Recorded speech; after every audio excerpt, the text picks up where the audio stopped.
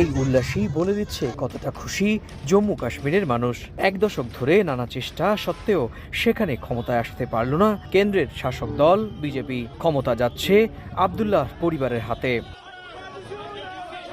কেন্দ্রশাসিত অঞ্চলটিতে সাবেক মুখ্যমন্ত্রী ফারুক আবদুল্লাহর দল ন্যাশনাল কনফারেন্স সবচেয়ে বেশি আসনে জয় পেয়েছে। দলটির সঙ্গে জোট হিসেবে লড়েছে কংগ্রেস ও সিপিএম। পরবর্তী মুখ্যমন্ত্রী হচ্ছেন ফারুক আবদুল্লাহর ছেলে ওমর আবদুল্লাহ।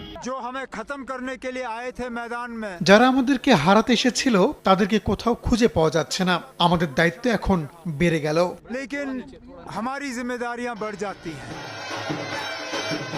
এদিকে জম্মু কাশ্মীরে হেরে গেলেও হরিয়ানা বিধানসভা নির্বাচনে টানা তৃতীয়বারের মতো ক্ষমতা ধরে রাখল বিজেপি। সব সমীক্ষা ভুল প্রমাণিত করে রাজ্যটিতে জয় পেয়েছে নরেন্দ্র মোদীর দল। আস্থা রাখায় ভোটারদের ধন্যবাদ জানিয়েছেন প্রধানমন্ত্রী নরেন্দ্র মোদী।